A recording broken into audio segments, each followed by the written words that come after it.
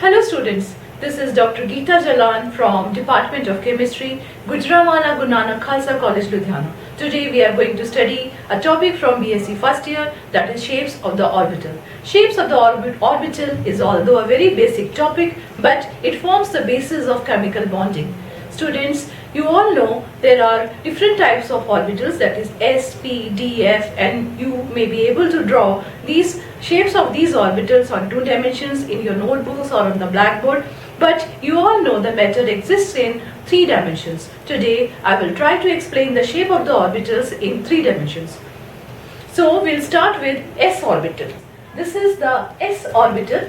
You all know that S orbital is spherically symmetrical. Here we see the 3-dimensional view of the S orbital. It is spherically symmetrical. You can see the 3 axes. There are 3 axes: green, red and blue. These are mutually perpendicular to each other. I am moving this axis and see that the shape of the orbital does not change. It is spherical. So we can say that S orbital is spherically symmetrical, and I am moving it around so that we can have a 3D view. And this is P orbital. P orbital is somewhat dumbbell shaped. It has got 2 lobes of high electron density on the axis, and I am moving it around so we can have a 3D view. We will study about the P orbitals later on in detail. These are D orbitals. These are 4-lobed orbitals, and we'll have the elaborate study of D orbitals later on. I am only moving it around so that we can have a 3D view of the D orbitals. These are F orbitals. These are 8-lobed orbitals.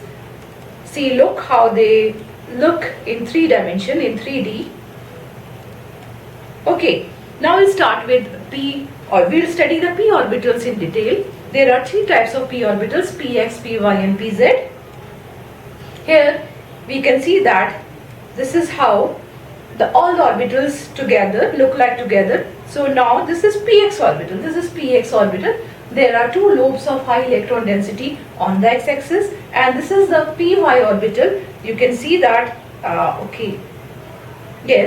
Py orbital, there are 2 lobes of high electron density on the y-axis, and similarly this is the Z orbital. You can see that there are 2 lobes of high electron density on the z-axis, and I will move the P orbital a little so that you can have a 3D view of the P orbitals. Okay. Now we come to the D orbitals. There are 5 types of D orbitals: dxy, dyz, dzx, dx square minus y square and dz square. So first of all we'll start with dxy orbital. These are 4-lobed orbitals in the xy plane, but you see the 4 lobes are not on the axis, but the lobes lie in between the x and y axis. Here let's have a little 3D move. I will move it in every plane so that you can see how it will look like. So this is the dxy orbital. Now this is the dyz orbital. Okay, this is the dyz orbital. It is clear now. Again, it is 4-lobed orbitals.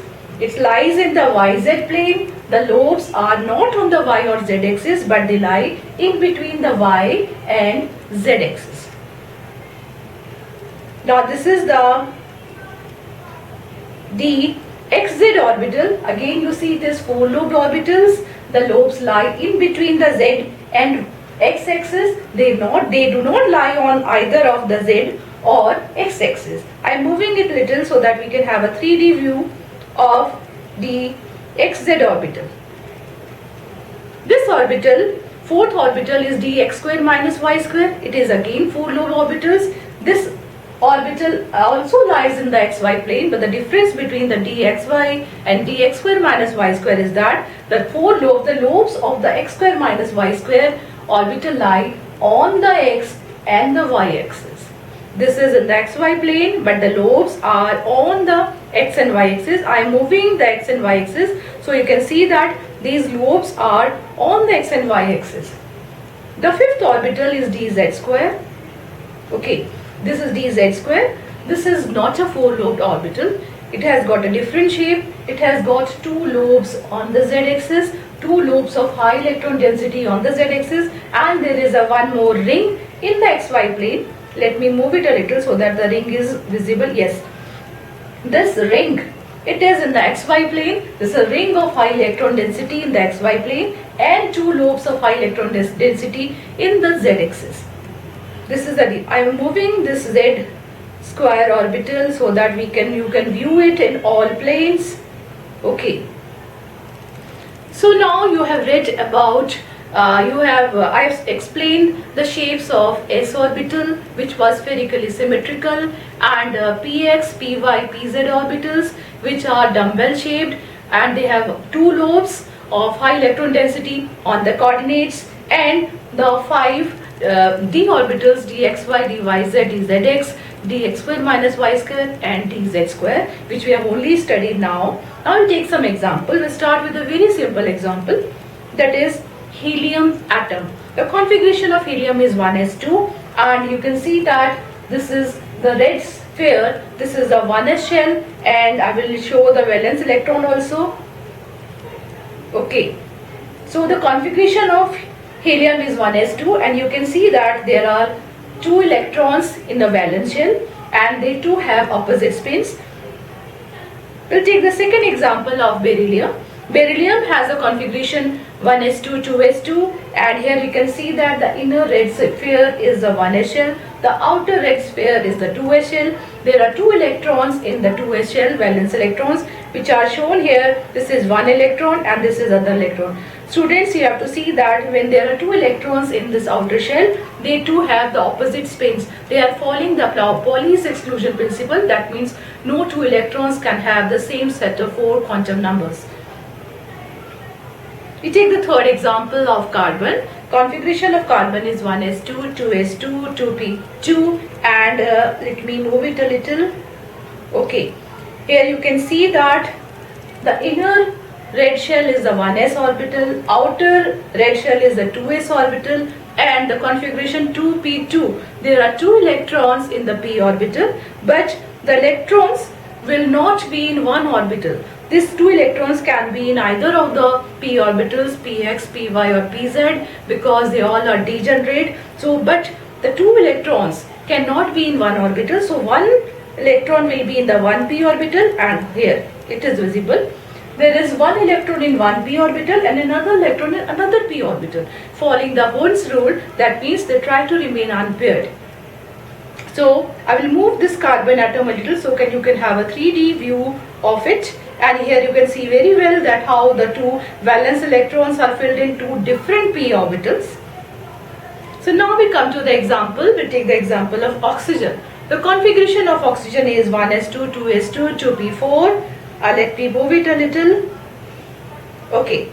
So inner red shell is the 1s orbital, the outer red shell is the 2s orbital, and there are 4 electrons in the p orbitals. So that means all the p4 electrons, each p orbital, each of the 3 p orbitals will have 1 electron each, and one of the p orbital will have the 2 electrons. Here we can see that in this view it is clear that electrons in p orbitals, each p orbital has 1 electron each. I will move a little and let's show you. So here you can see that this p orbital has got 2 electrons, and again you should note that the spin of the 2 electrons in the same orbital is different. They have different spins. So, following the Pauli's exclusion principle, I will move a little. So, again we will sum up the oxygen. Here you can see that 1s, 2s and 2p4. In this view, you can see that each p orbital has got 1 electron, and the fourth is in any one. Yes, here you can see that the second electron is in one of the p orbital. Next we take the example of neon. The configuration of neon is 1s2, 2s2, 2p6. This is an inert gas. All the orbitals are fully filled. Each orbital can have maximum of 2 electrons, and each orbital is filled. And I will move it a little. Okay. The inner shell is 1s orbital, the outer red shell is a 2s orbital, and all the 3 p orbitals are fully filled. They each have 2 electrons each with opposite spins. I will move this atom a little so that you can see that. Here you can see all the p orbital has 1 electron each, and in this view you can see that each orbital has got 2 electrons because the configuration of neon is 2p6. So this is the end of my lecture. Today I have tried to explain the shapes of s, p, d, f orbitals in 3 dimension. Hope it was clear, and if you have any queries you can ask me in the comment box. Thank you so much for watching. Thank you.